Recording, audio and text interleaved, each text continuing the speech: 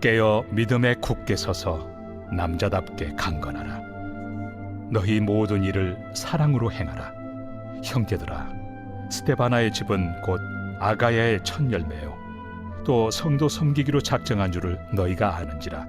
내가 너희를 권하노니 이 같은 사람들과 또 함께 일하며 소구하는 모든 사람에게 순종하라. 내가 스데바나와 부드나도와 아가이고가 온 것을 기뻐하노니 그들이 너희의 부족한 것을 채웠습니다.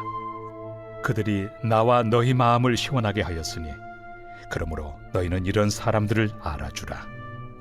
아시아의 교회들이 너희에게 문안하고 아굴라와 브리스가와 그 집에 있는 교회가 주 안에서 너희에게 간절히 문안하고 모든 형제도 너희에게 문안하니 너희는 거룩하게 입맞춤으로 서로 문안하라. 나 바울은 친필로 너희에게 문안하노니 만일 누구든지 주를 사랑하지 아니하면 저주를 받을지어다. 우리 주여 오시옵소서. 주 예수 그리스도의 은혜가 너희와 함께하고 나의 사랑이 그리스도 예수 안에서 너희 무리와 함께할지어다.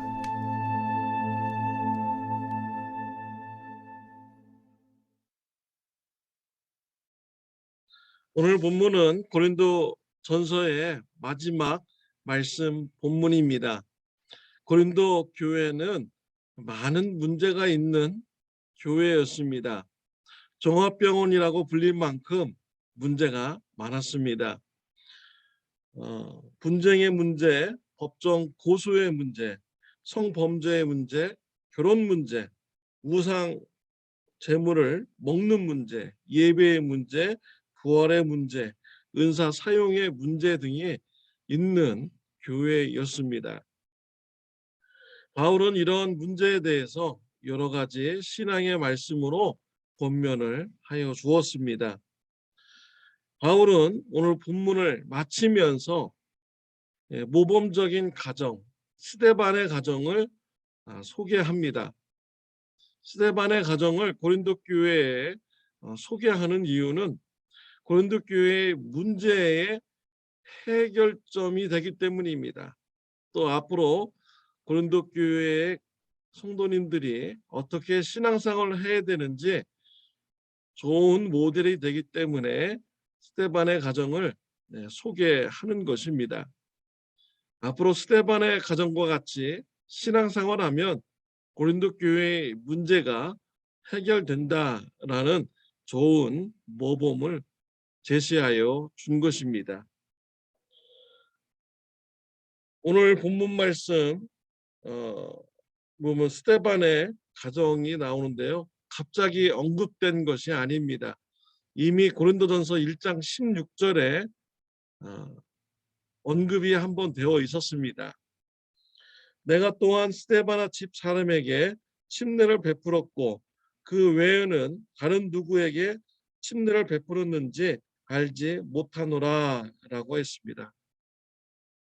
고린도전서 1장 16절에 사도 바울은 고린도 교회 안에서 스데반에게 침례를 베푼 사람이다라고 하였습니다. 네 개 파로 갈라졌을 때 서로 뭐 바울에게 속했고 베드로에게 속했다고 막 이렇게 그들이 주장했는데 바울은 그 싸우는 사람들 중에서 인정하는 사람은 오직 스데반의 가정밖에 없다라고 이렇게 언급을 한 것입니다.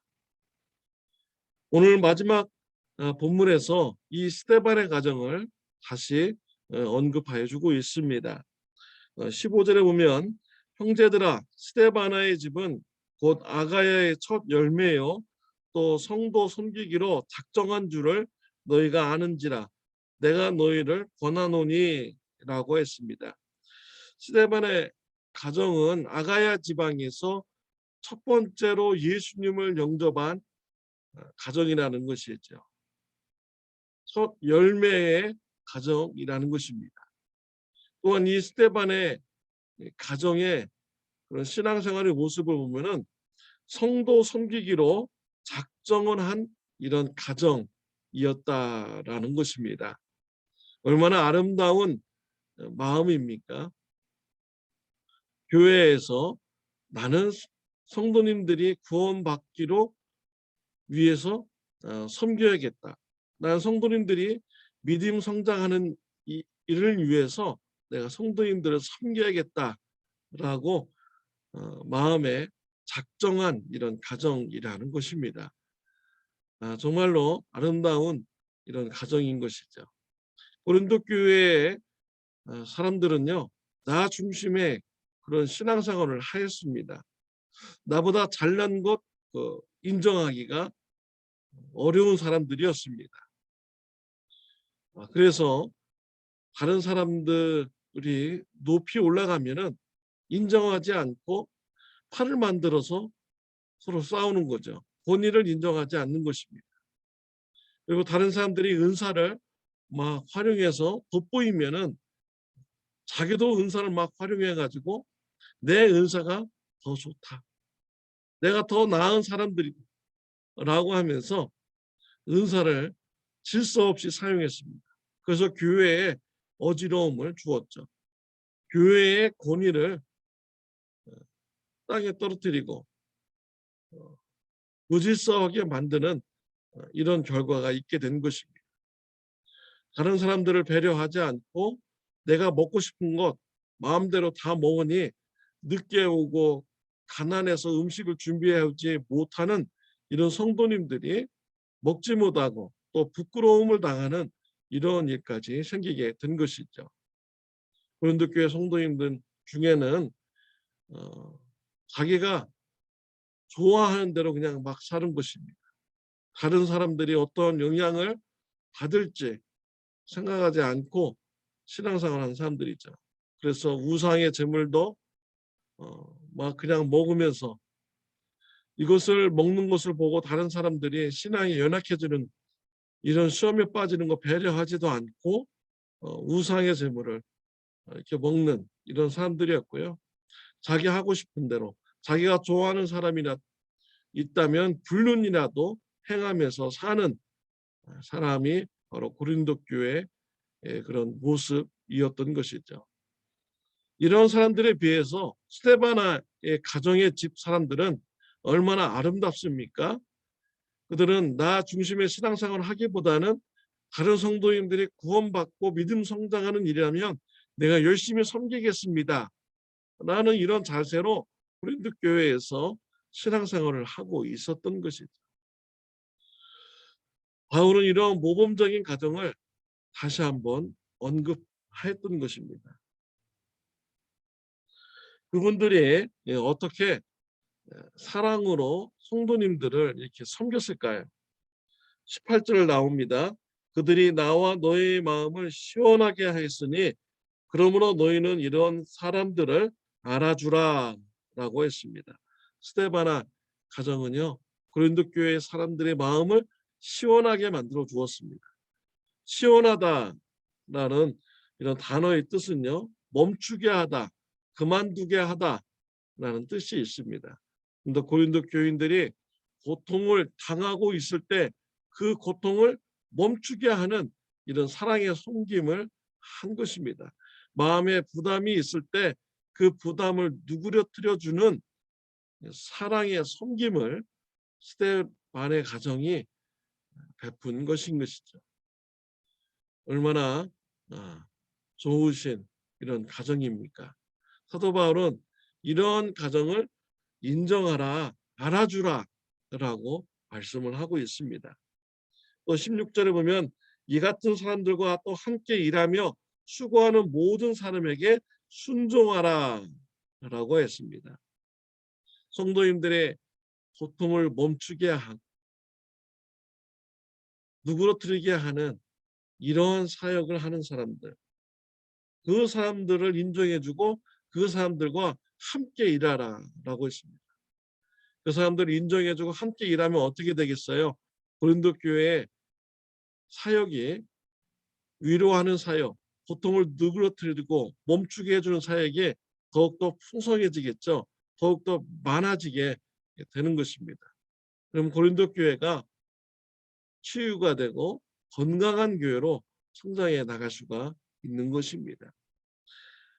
16절에 함께 일하고 수고하는 모든 사람에게 순종하라 라고 했습니다.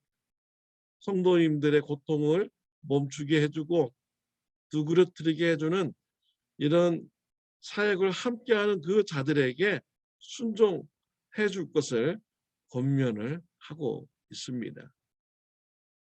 고린도 교회에 문제 있는 성도님들, 무엇이 문제입니까? 교만한 것이 문제인 거예요. 다른 사람의 권위를 인정하지 않는 것이 문제인 것입니다. 나보다 높은 사람, 나보다 더 좋은 은사를 가진 사람, 이런 것을 인정해 주지 않고 대립하니까 교회가 분쟁이 생기고 어지럽게 된 것입니다. 순종하는 이런 성품을 가져야 되는 것을 바울은 권면을 하여 주고 있습니다. 교만한 마음을 가진 자들은 교회를 어렵게 만듭니다. 그러나 겸손한 마음을 가지고 교회에 덕이 되는 일에 협력하는 사람들은 이런 사람들이 더 많아질 때 건강한 교회가 되고 문제가 해결받는 이런 교회가 되어 가는 것이죠. 사랑하는 성도 여러분, 스데반의 가정과 같은 저와 여러분들이 되시기를 바랍니다. 우리가 교회에 나와서 나의 유익을 추구할 수도 있어요. 그렇지만 이 스데반의 가정처럼 교회에 나오는 목적이 성도님들을 구원받게 하기 위해서, 믿음 성장시키기 위해서 내가 열심히 섬겨야겠다라는 이런 마음을 각오하고 나오는 이런 가정이 많아진다면 이제 참 좋은 교회는 더욱더 건강한 교회가 될 것입니다. 사랑하는 성도 여러분, 스데반의 가정과 같은 사랑으로 섬기기를 작정하는 마음을 가지는 귀한 축복이 있으시기를 바랍니다. 또 그러한 성도님들과 겸손한 마음으로 함께 수고하는 축복이 있으시기를 바랍니다. 기도드리겠습니다. 하나님 아버지 감사합니다. 오늘 스데반의 가정의 모습을 말씀을 나누게 해주시니 감사합니다. 저와 우리 성도님들이 스데반의 가정과 같이 성도님들을 사랑으로 섬기는 것을 마음에 작정할 수 있게 해주시고 이러한 성도님들이 있다면 같이 협력하면서 사역하는 참 좋은 교회 성도님들 되게 하여 주옵소서. 예수님의 이름으로 기도드렸습니다. 아멘. 건강한 하루 되시기를 바랍니다.